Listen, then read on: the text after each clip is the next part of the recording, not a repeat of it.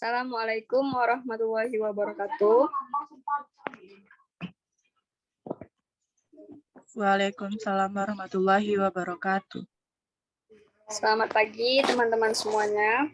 Pertama-tama marilah kita panjatkan puji syukur kehadiran Allah Subhanahu wa taala karena telah memberikan rahmat hingga kita dapat berkumpul di ruang virtual kali ini. Perkenalkan, nama saya Nurholila Azmi yang akan bertugas sebagai moderator dari diskusi materi model pembelajaran PBL, PJBL, dan Discovery Learning. Baik teman-teman, adapun anggota saya yang pertama Adrianda, Natasha Aryani Ramli, Fraida Elsa, dan Weni Anggraini. Baiklah, langsung saja kita mulai ke sesi pertama, yaitu pembukaan.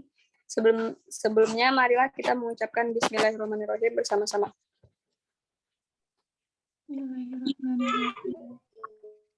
Selanjutnya, penyampaian materi pertama yang akan disampaikan oleh Natasha Aryani Ramli, yaitu tentang program Based Learning atau PBL. Kepada Natasha, dipersilahkan. Terima kasih, moderator. Baiklah, saya Tasya akan menjelaskan tentang Problem Based Learning atau disingkat dengan PBL.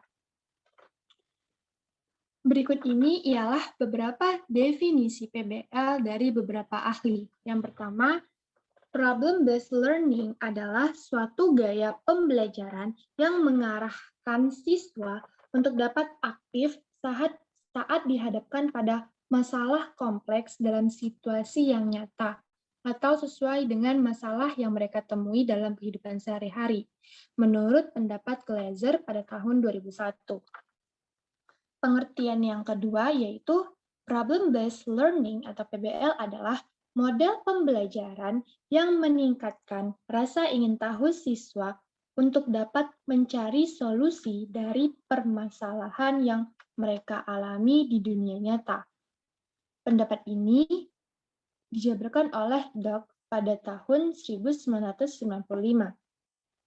Definisi yang ketiga yaitu PBL adalah model pembelajaran yang dapat membantu siswa untuk menyusun pengetahuannya sendiri dalam menghadapi masalah-masalah kehidupan sehari-hari atau masalah autentik, dapat mengembangkan kemampuan tingkat tinggi dan inquiry mandiri, dan dapat meningkatkan kepercayaan dirinya, menurut pendapat Trianto pada tahun 2009.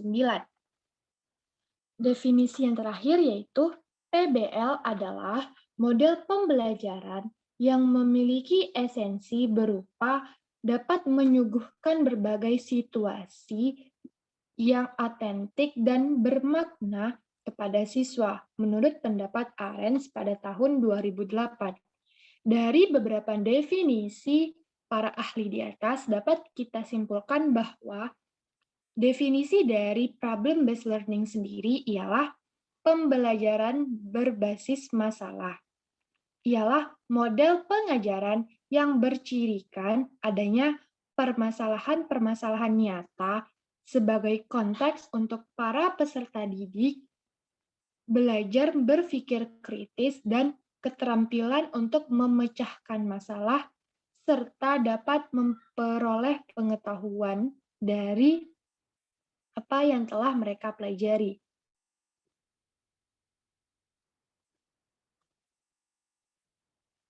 Selanjutnya ialah karakteristik dari model problem-based learning menurut Arens pada tahun 2008 dan Ibrahim pada tahun 2009 sebagai berikut.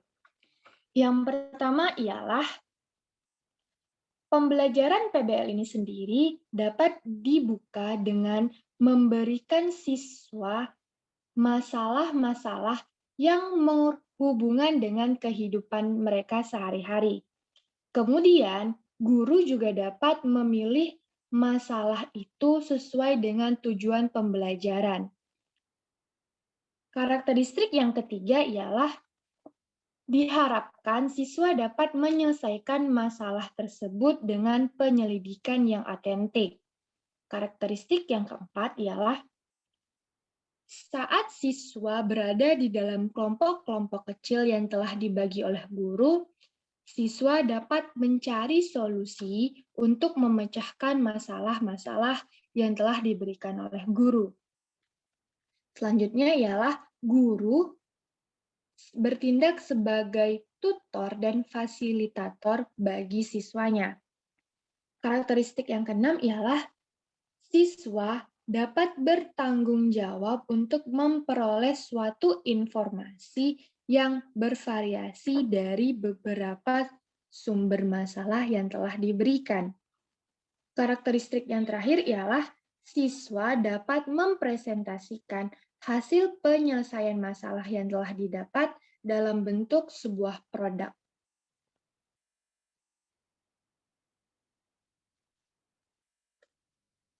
Selanjutnya adalah langkah-langkah pembelajaran problem-based learning. Menurut Arens pada tahun 2008 ada 5. Yang pertama ialah guru dapat memberikan beberapa masalah yang kemungkinan besar akan terjadi dalam kehidupan siswanya.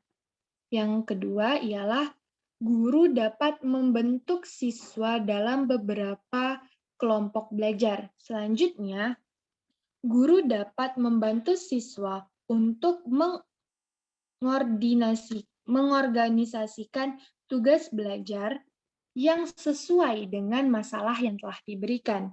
Selanjutnya, diharapkan siswa dapat melakukan beberapa percobaan yang sesuai dengan cara memecahkan masalah yang telah diberikan. Selanjutnya, diharapkan untuk siswa dapat mengembangkan dan menyajikan karya berupa suatu program yang sesuai dengan topik pembicaraan saat itu. Sekian dari pembahasan dari saya kembalikan pada moderator. Terima kasih kepada Natasha atas penyampaian materinya. Materi selanjutnya yaitu contoh penerapan PBL dan model pembelajaran PJBL yang akan dijelaskan oleh Raida Elsa. Kepada Raida, dipersilakan. Terima kasih moderator. Baiklah, saya Raida Elsa akan melanjutkan pembacaan materi mengenai contoh penerapan Project Based Learning menurut Ibrahim tahun 2007. Fase indikator yang pertama mengorientasi peserta didik terhadap masalah. Kegiatan atau perilaku gurunya yaitu guru menjelaskan tujuan pembelajaran dan sasaran atau logistik yang dibutuhkan. Selanjutnya, guru memotivasi peserta didik untuk terlibat dalam aktivitas pemecahan masalah yang nyata dan yang dipilih. Fase indikator yang kedua yaitu mengorganisasi peserta didik untuk belajar.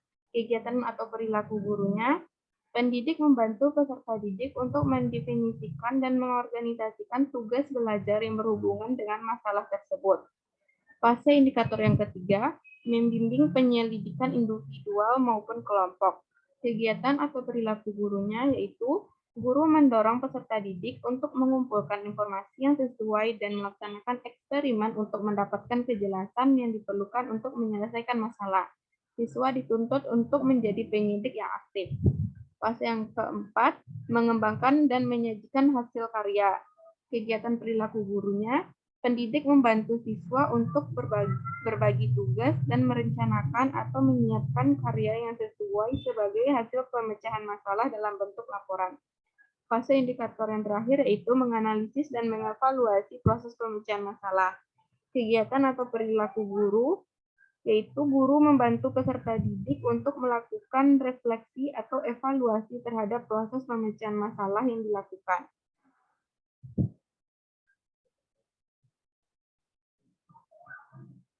Selanjutnya mengenai pengertian dari Project Based Learning atau disingkat dengan PJBL.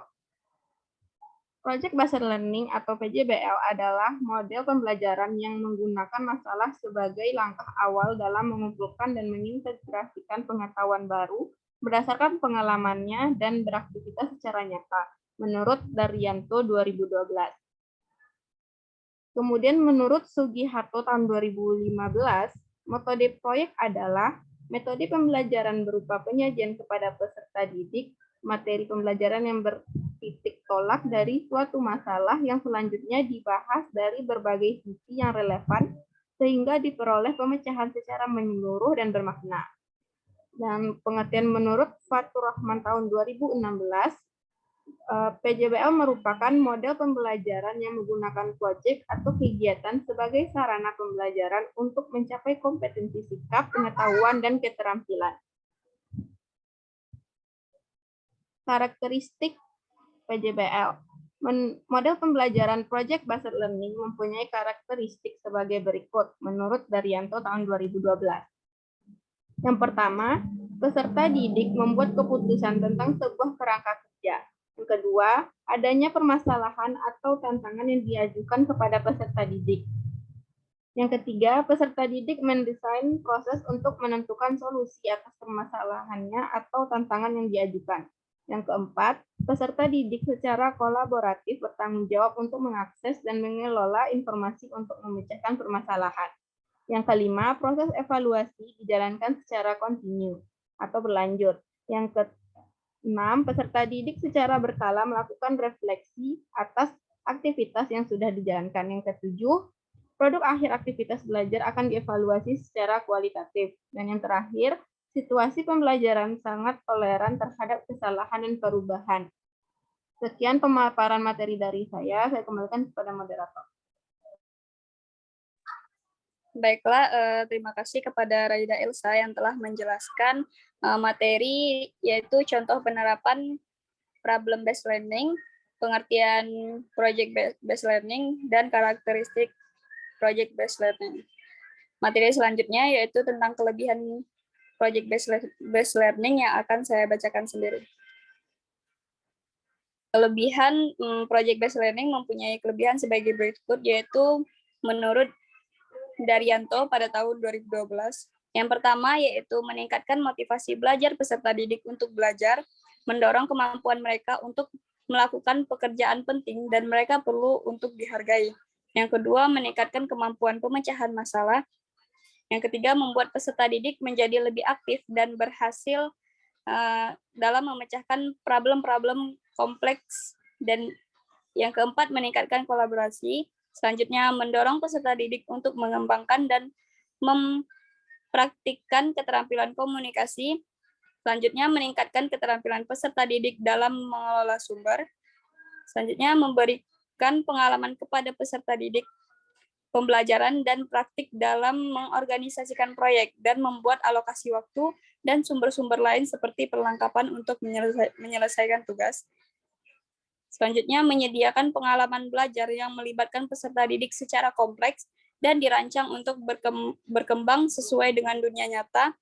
Yang terakhir yaitu membuat suasana belajar menjadi menyenangkan sehingga peserta didik maupun pendidik menikmati proses pembelajaran.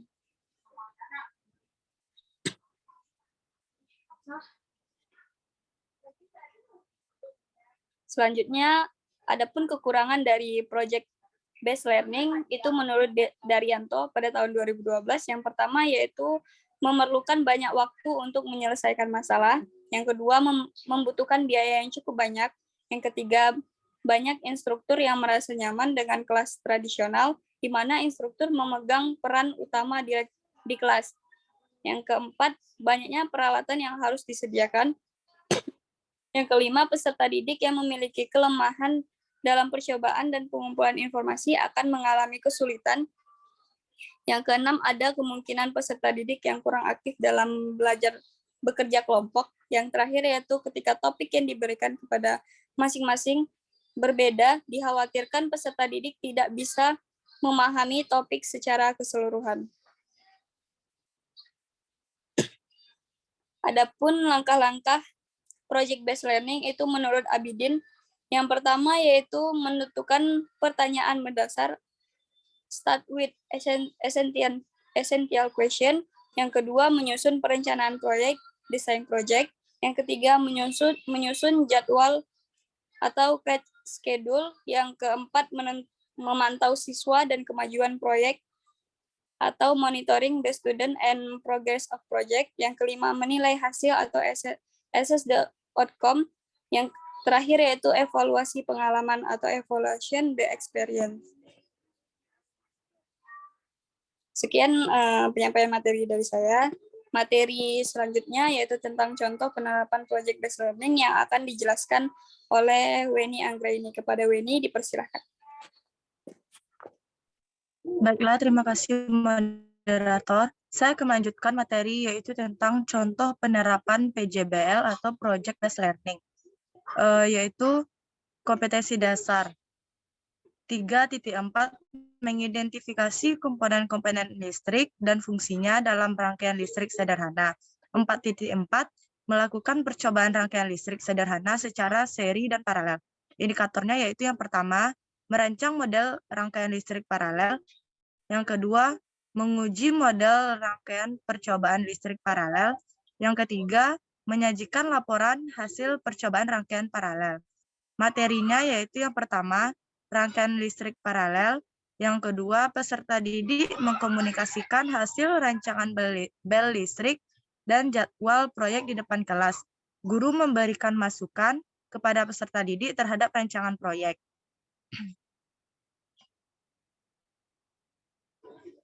Selanjutnya, memonitor peserta didik dan kemajuan proyek. Yang pertama, dengan peserta didik melaksanakan proyek membuat rangkaian listrik paralel sesuai rancangan bersama-sama kelompoknya. Yang kedua, peserta didik melakukan uji coba. Yang ketiga, peserta didik mencatat data hasil uji coba. Yang keempat, peserta didik mengolah data hasil uji coba selama penyelesaian proyek. Guru memonitor aktivitas yang penting dari peserta didik, menanyakan masalah-masalah yang ditemui pada saat membuat rangkaian listrik paralel. Yang terakhir yaitu peserta didik membuat laporan proyek. Menguji hasil. Yang pertama, peserta didik mengomunikasikan hasil proyek membuat rangkaian listrik paralel dengan cara presentasi dan demonstrasi di depan kelas. Yang kedua, guru menilai laporan rancangan bel listrik, laporan hasil pembuatan rangkaian listrik paralel sesuai rancangan. Yang ketiga, peserta didik menjawab pertanyaan-pertanyaan yang diberikan guru berkaitan dengan pembuatan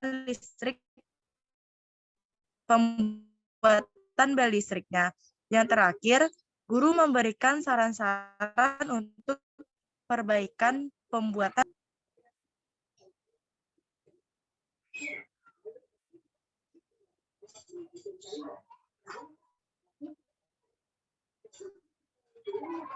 Yang selanjutnya yaitu tahap mengevaluasi pengalaman. Yang pertama, peserta didik diminta untuk mengungkapkan pengalamannya selama menyelesaikan proyek. Yang kedua, pada akhir proses pembelajaran, guru dan peserta didik melakukan refleksi terhadap aktivitas selama merancang dan membuat rangkaian listrik paralel. Yang ketiga, guru dan peserta didik mengembangkan diskusi untuk memperbaiki kinerja selama proses pembelajaran. Sehingga pada akhirnya ditemukan suatu temuan baru atau new inquiry untuk menjawab pertanyaan yang diajukan pada tahap pertama pembelajaran.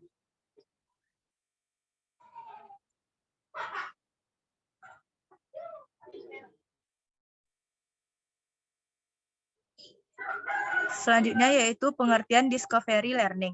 Discovery learning adalah memahami konsep, arti, dan hubungan melalui proses intuitif untuk akhirnya sampai kepada suatu kesimpulan, menurut Budi Ningsi pada tahun 2005.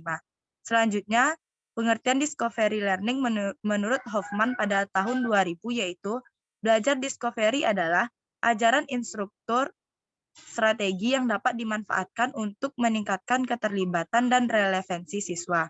Ada 5 belajar penemuan yang terdiri dari pembelajaran berbasis kasus, belajar insidental, belajar dengan menjelajahi, belajar dengan refleksi, dan pembelajaran simulasi berbasis sendiri, atau dalam kombinasi yang dapat diterapkan untuk kegiatan dan pengajaran keterampilan. Yang terakhir yaitu pengertian discovery learning menurut Maharani pada tahun 2017 yaitu proses pembelajaran yang penyampaian materinya tidak utuh. karena model discovery learning menuntut siswa terlibat aktif dalam proses pembelajaran dan menemukan sendiri suatu konsep pembelajaran. Sekian penyampaian materi dari saya.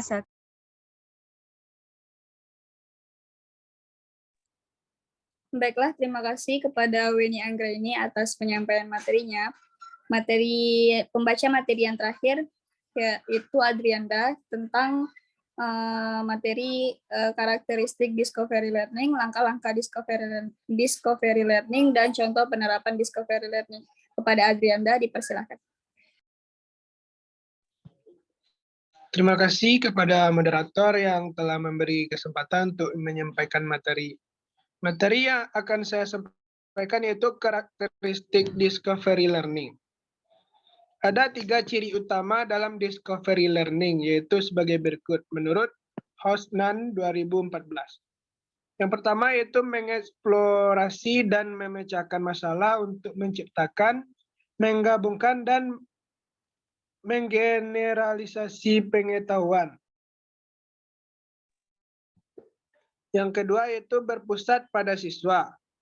Yang ketiga yaitu kegiatan untuk menggabungkan pengetahuan baru dengan pengetahuan yang sudah ada.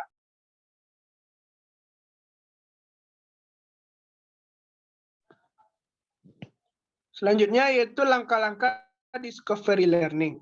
Setiap model pembelajaran mempunyai langkah masing-masing dalam penerapannya. Langkah pelaksanaan model discovery learning sebagai berikut.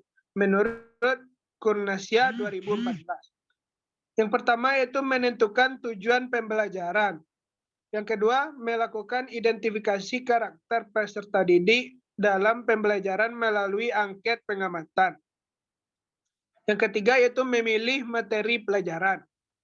Yang keempat, menentukan topik-topik yang harus dipelajari peserta didik secara induktif atau dari contoh-contoh generalisasi. Yang kelima yaitu mengembangkan bahan-bahan belajar yang berupa contoh-contoh, ilustrasi, tugas, dan sebagainya untuk dipelajari siswa. Yang keenam, mengatur topik-topik pelajaran dari yang sederhana ke kompleks, dari yang konkret ke yang abstrak, atau dari tahap enektif, ikonik, sampai ke simbolik. Yang ketujuh yaitu melakukan penilaian proses hasil belajar peserta didik.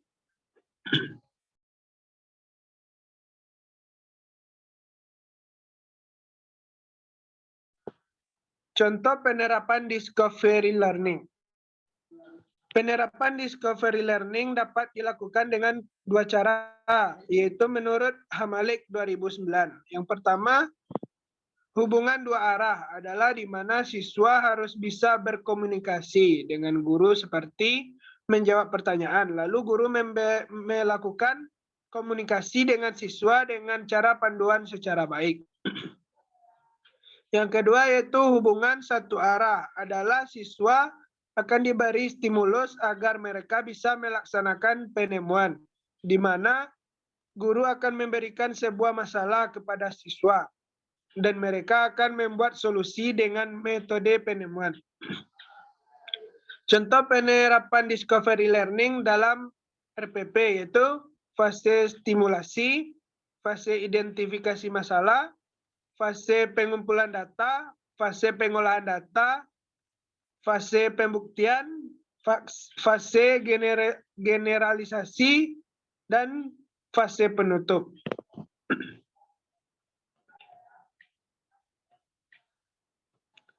Mungkin sekian yang dapat saya sampaikan. Saya kembalikan kepada moderator. Baiklah, terima kasih kepada Adrianda.